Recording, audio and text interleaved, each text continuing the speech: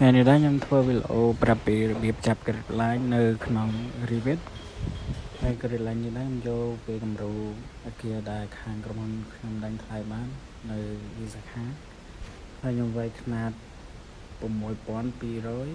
ខ្ញុំអូសចុះមកក្រោមទាញវាស្មើមក select 1ហើយយើងចាប់នៅចំណុចចុងហ្នឹងហើយយើងវាយຂະຫນាតមកខ្ញុំចង់បានຂະຫນាតប៉ុណ្ណាគឺវាទៅប៉ុណ្ណាខ្ញុំវាយ 6400 ហើយអូសវាចុះមកក្រោមហើយឲ្យវាស្មើហើយ select 1ហើយយើងចាប់ដល់ទៀតខ្ញុំវាយຂະຫນាតវាខ្ញុំវាយ 6520 ហើយយើង select មួយមកហើយអូសចុះមកក្រោមពេលហើយខ្ញុំវាយຂະຫນាតបន្តទៀតចូល 5180 ហើយអូសវាមកស្មើហើយ Grid Line ខ្ញុំមាន 5 Grid Line ពេលហើយខ្ញុំអូស Grid Line ទៅតឹងម្ដង Grid Line ទៅតឹងខ្ញុំអូសមករួចហើយ select 1ហើយវាចេញជាលេខខ្នាតទៅតឹងនេះយើងដាក់ជាអក្សរហើយខ្ញុំវាយ Grid Line A ពេលហើយយើងដើមអូសវាបន្ត select នៅខាងចំហ្នឹងមកចាប់វាចេញខៀវមកហើយវាយទៅហុំ Grid Line 9000ពេលហើយយើងអូសវាមកស្មើមករួចយើង select មួយ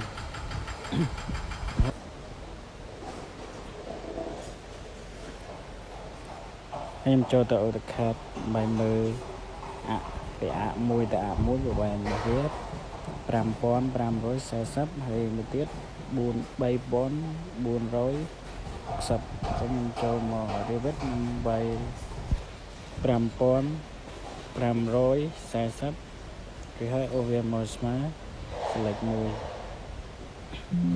ពេលហើយខ្ញុំ select ទៀតខ្ញុំវាយຂະຫນាតវា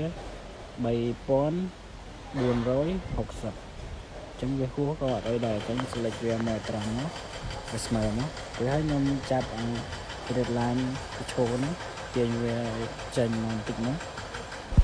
ពេលហើយប៉ុណ្ណឹងយើងបាន Grid Line មួយ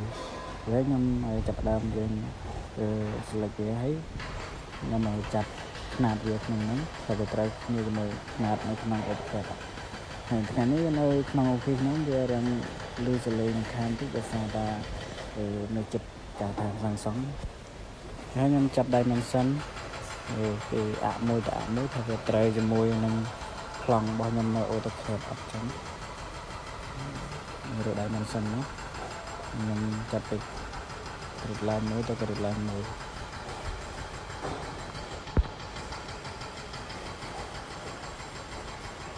ចឹងពីលេខ1មកលេខ2 Grid Line ទី1និង Grid Line ទី2វាឃើញ 6200 ហើយខ្ញុំចាប់តវាខ្ញុំចាប់វាគ្រប់លើតាំងមកដល់ Grid Line លេខ 5 ហ្នឹងមកហើយយើងចាប់នឹងហើយយើងចាប់ពី Grid Line លេខ 5 ទៅ Grid Line លេខ 1 វិញដើម្បីឲ្យដឹងប្រវែងសរុបរបស់វាហ្នឹងគេប្រវែងសរុបហើយយើងចាប់ប្រឈមម្ដង Grid Line ប្រឈមពី A មក B ហើយពី B ទៅ C ហើយចាប់តវាមករហូតមកឲ្យអស់ Grid Line មកហើយយើងចាប់ Grid Line នេះសរុបដើម្បីដឹងវា Grid Line សរុបរបស់វាប្រវែងសរុបរបស់វាទៅទៅថាវាប្រវែងប្រមាណម៉ែត្របដោយប្រវែងប្រមាណម៉ែត្រចឹង